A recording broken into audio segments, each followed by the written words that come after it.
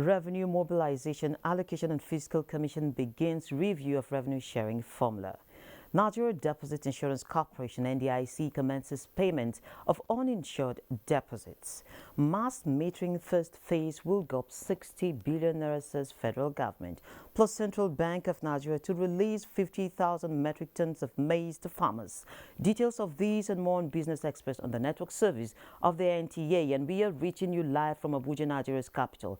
I am Leah Katun Baba Tunde.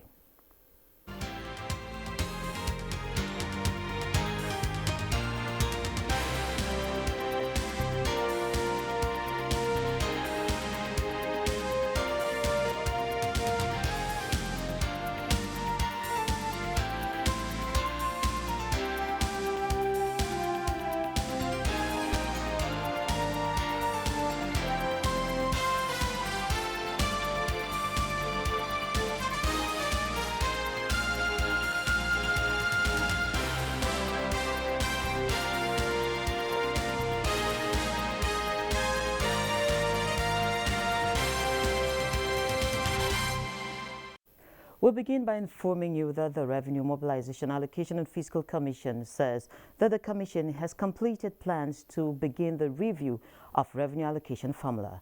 The chairman of the Commission, Elias Mbam, who stated these in a statement signed by the Commission's Public Relations Officer, Nwachukwu Christian, noted that the review of remuneration for political and judicial office holders will equally commence as soon as the federal government releases funds for it. The review is targeted at equitable distribution of the accrued revenue into the Federation account to the 3 tiers of government, and this will be concluded before the end of 2021. The Commission also added that while the legislature may have to approve the outcome of the review, whatsoever the Commission fixes will be final and cannot be surpassed. The Senate Committee on Appropriations has commenced scrutiny of the 2021 supplementary budget of 895.8 billion naira. At the first meeting of the committee involving concerned subcommittees on health and security, Chairman of the Committee on Appropriations, Jibrin Barrow, explained that inasmuch as the committee is committed to giving it accelerated consideration, it will not flout due process. Because these are issues to do with the health sector, particularly the COVID-19 vaccine, which is an urgent and emergency request.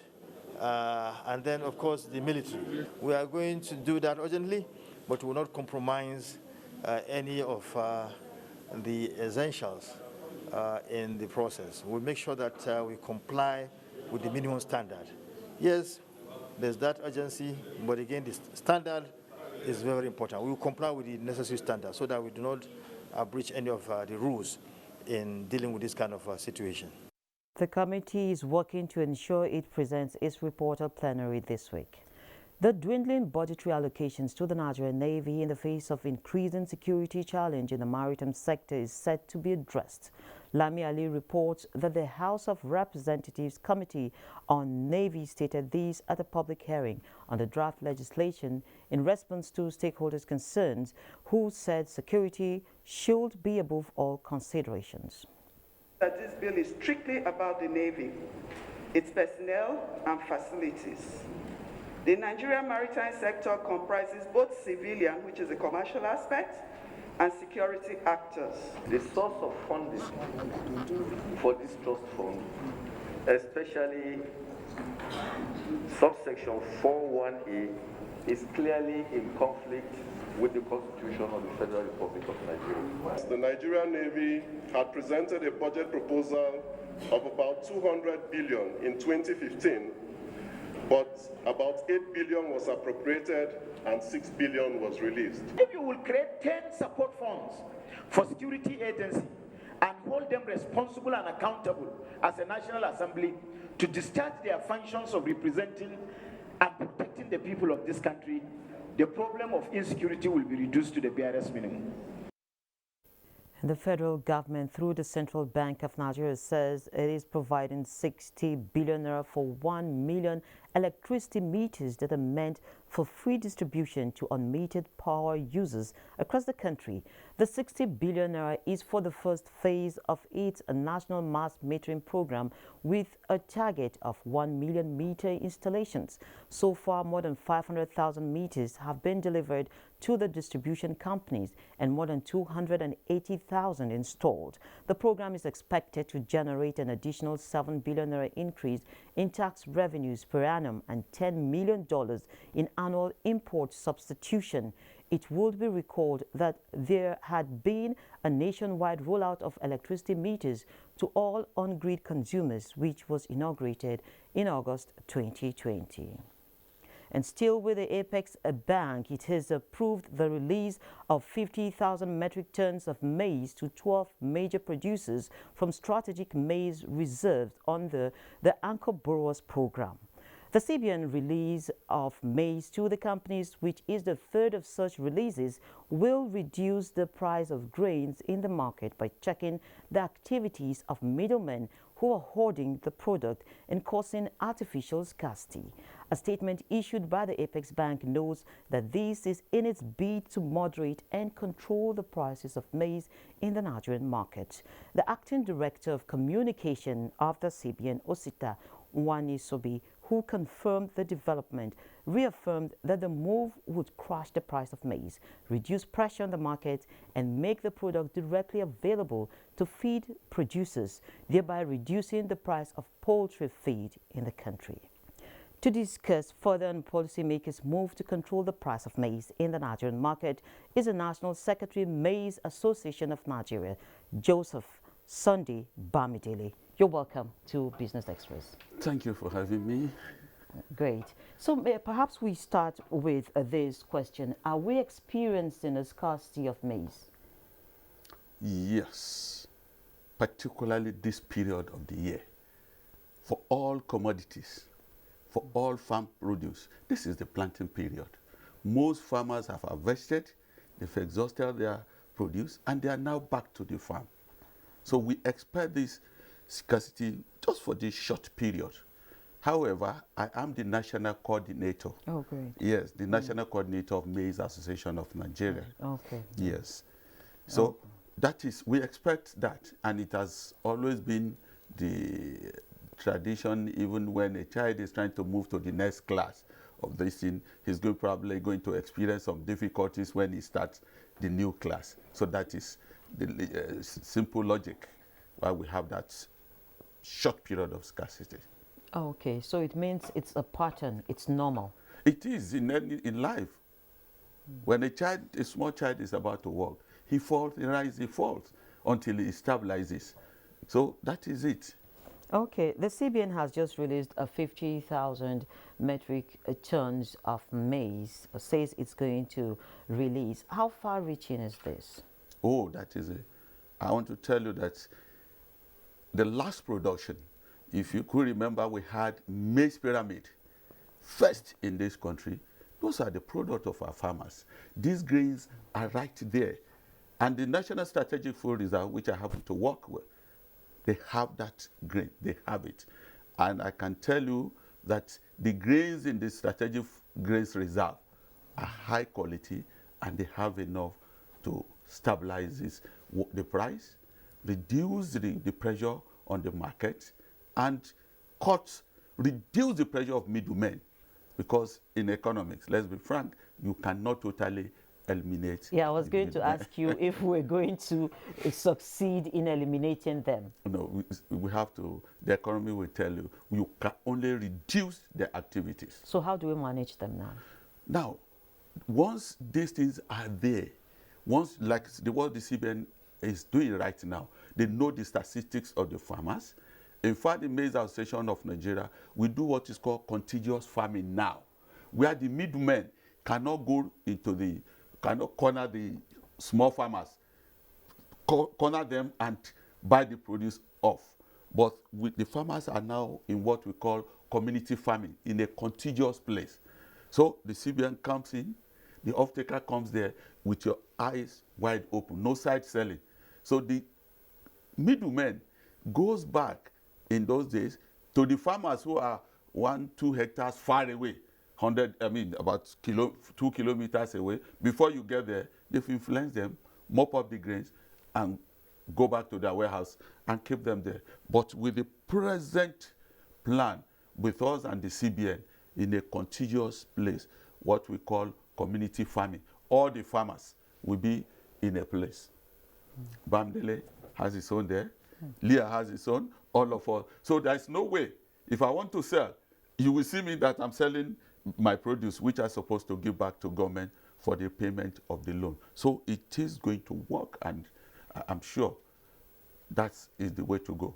Okay, let me just bring this question in. Now that you're talking about having the community of farmers, do they go to get their seedlings from the same source? How does this play out if the seedlings are coming, different varieties of maize in the same cluster? Now, the method, what the CBN, the federal government is doing through the CBN is that there is a body in this country that regulates seed producers, National Seed Council. And every seed producer has to register with them. So you submit, for instance, Maize Association, you submit the list of your input supplier to the CBN. And the CBN and the Maize Association send this list to Seed Council. Please, Council, is this man registered? Is he reputable? At this seed, these are the places we want to plant. For instance, if in a place where I was born and bred up in Kaduna, if in Kachia side, if in Kachia, the striker, for instance, is a problem in that place, the Seed Council and the seed producer will tell you, please plant striker-resistant seed. And in Maize Association, we have the technical committee headed by a doctor from IITA. So before we go into the field, I'm restricting myself to Maize Association now. We submit the location. And they will now say, look, from our research, this variety it will do well in this area. This variety will do well in this area. We have what we call some 32, some all their names, you know, these technical names. So the issue of inferior or bad seed do not come in this aspect, because the CBN will sanction such an association. Okay, so still looking at the seedling and the environment for farming, how are you harnessing farmers in all these jurisdictions, coming from the fact that we have some places where the farmers aren't registered with any association? Yeah. You see, the good thing is that the last program we had in Katsina, where we had these pyramids, really opened the eye of farmer. The problem we have with some farmers, they thought it is business as usual. These are loans. These are loans you have to pay back. But the CBN do not give cash. They give input, and you pay back with produce. They are not interested. If it is money, they have the money. So these farmers now are rushing in. Even big men, they go to CBN, the CBN will say, look, God bless the governor and the director of the finance. Say, look, we can't give you money. Go to the association. So we are having pressure from them. But before we bring you in, you register in your state. Yes, I was born, I grew up in Kaduna. Did you register in Kaduna, or you had to go back to your state? Of course, it's Abuja. Since here I am, I have my own farm. The issue is that you have to register with your chairman in your state, from the local government to the state. Those are the people that knows you. So as the input is coming, you write undertaking. So the CBN will not go and catch the man in the local government. He will ask the chairman, where is the produce?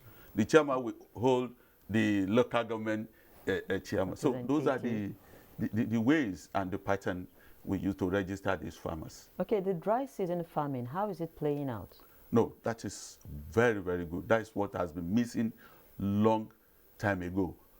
That will bridge the gap of this scarcity or not being enough.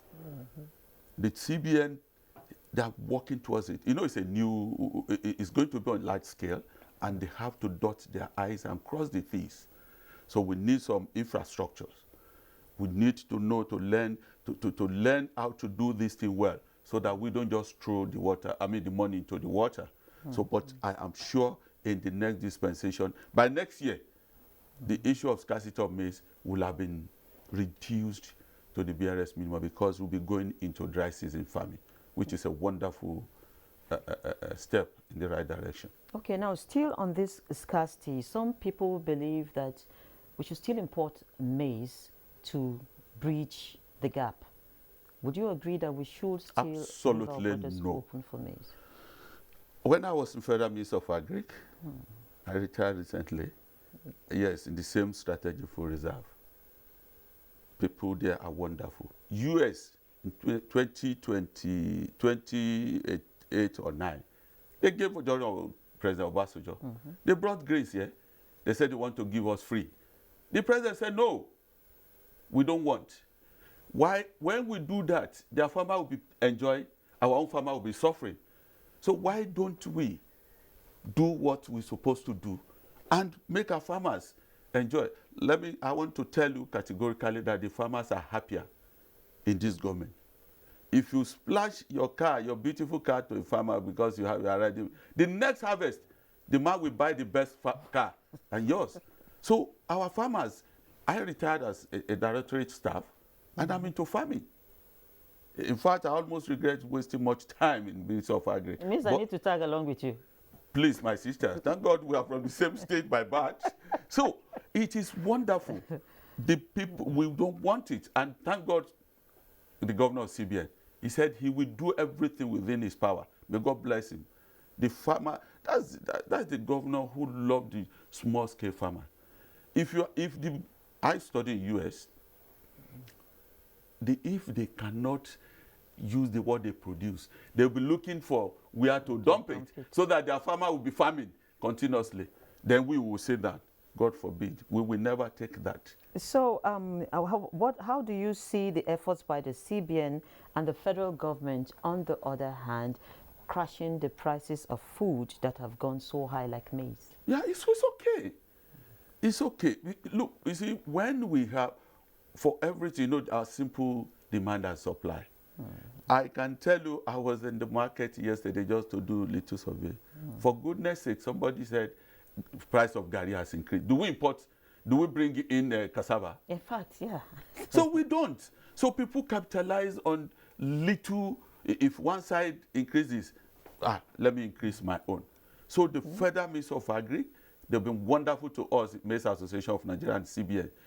If there's anything Federal Ministry of Agri we give to farmers, they consult us. They do that. And even the director, Dr. Aruna, Director of Strategy for Reserve, asks us, come to us, they ask us some basic questions to know how to plan for their purchases and reserves.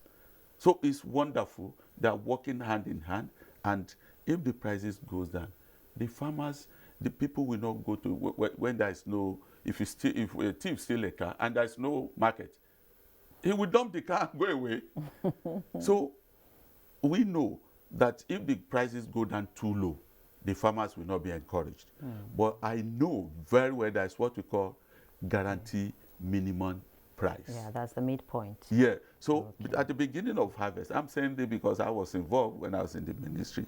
So once there is guaranteed minimum price, the farmers will be happy, and you and I, we spend less on food, in the purchase of food in the market. Okay, I must sincerely thank you, Mr. Joseph Sunday Bamidele, the National Coordinator Association of Nigerian Maize Association. Yes.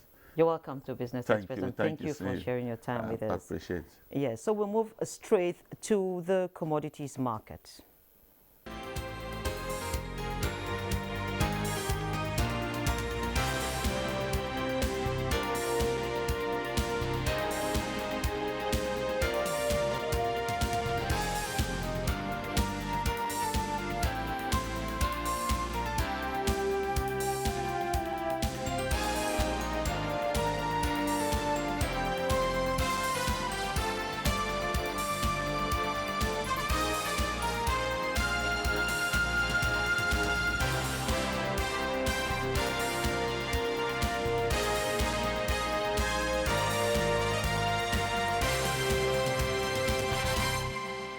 Emmanuel Obute is a photographer and shares his experience with Olayinka Ojo on surviving COVID-19. Surviving COVID-19 series is brought to you in partnership with the Central Bank of Nigeria. Emmanuel Obute hails from Benue State and survives on taking pictures. His desire for the trade, he said, started in 2017 when he was posted to Borno State for his National Youth Service, which came with mixed feelings.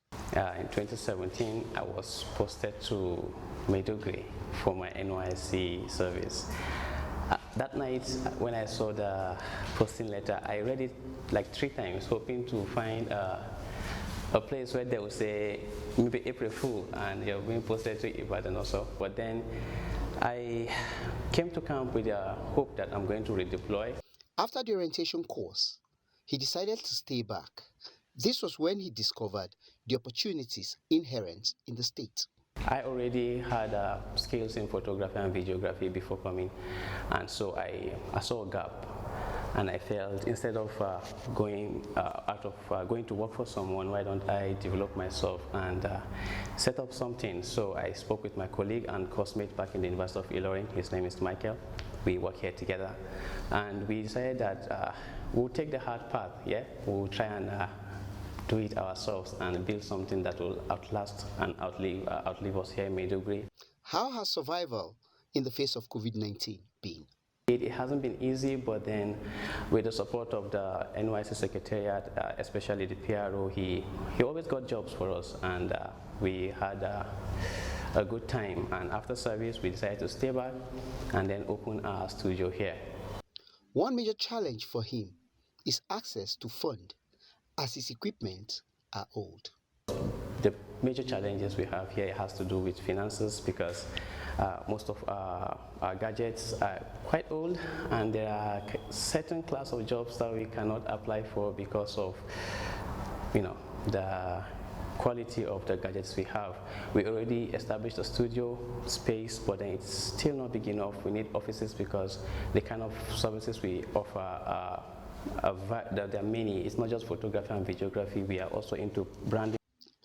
Not minding his challenge, Emmanuel today has been able to train other people in the trade. As a way of giving back, we train NYC core members for free. We've had 2 people that we've trained along this line. One is already working in, I think, Songo, around there. Her name is Dami. And then there's another one, Joe.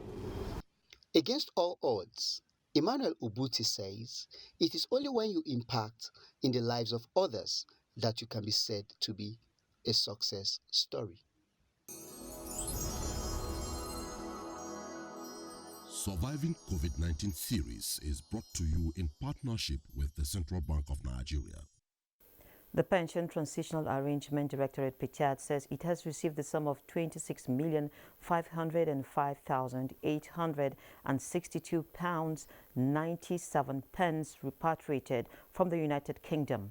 Executive Secretary PTAD Dr. Chioma Ejikeme said the repatriation of the funds was made possible by the approval of President Muhammadu Buhari and a series of meetings between PTAD management, Office of the Accountant General of the Federation, and the Crown Agents Investment Management Limited, United Kingdom. She added that the funds will be used to settle part of the accrued arrears owed to its pensioners worth more than 120 billion naira. These pension funds had hitherto been under investment with Crown Agents Investment Management Limited, United Kingdom. And so let's bring you updates from the equities market, where sell pressure in bellwether stocks have continued to drag down market value. The week began in the red, with the all-share index falling Monday by 0.19%, and equity capitalization also declined to 19.6 trillion naira. Let's now take a trip to the global markets. Shares in Asia Pacific fell in Tuesday trade despite gains overnight on Wall Street, as the S&P 500 and Nasdaq Composite closed at record highs. Mainland Chinese stocks were down. The Shanghai Composite edged 0.81% lower. Hong Kong Hang Seng Index declined 0.89%. The Nikkei also fell 0.81%. European stocks are having a muted open Tuesday as global investors monitor the spread of the Delta COVID-19 variant and await key economic data out of the US. Britain's FTSE 100 is lower at 7,072. Germany's DAX is set to inch around 8 points lower, and CAC 40 of France is set to shed a single point in early trade. U.S. stock index futures were little changed in early morning trading Tuesday after the S&P 500 and Nasdaq Composite closed at record highs on Monday. Figures are yet to come in from Africa this morning, but fears over the spread of the highly infectious Delta virus variant are also expected to dent sentiment on the continent this Tuesday and probably well into the week at a time markets are on the edge. With global market updates, Boss De Able, Business Express. Thank you, Bosse, and this is where we end this edition of Business Express. We value feedback, so keep the comments, observations, and suggestions coming. Also, be informed that all previous episodes are available on YouTube on the NTA's channel. Business Express returns Wednesday at 3 p.m. I'm Leah Katungbaba Tunde saying, keep thinking and doing business. Be safe out there.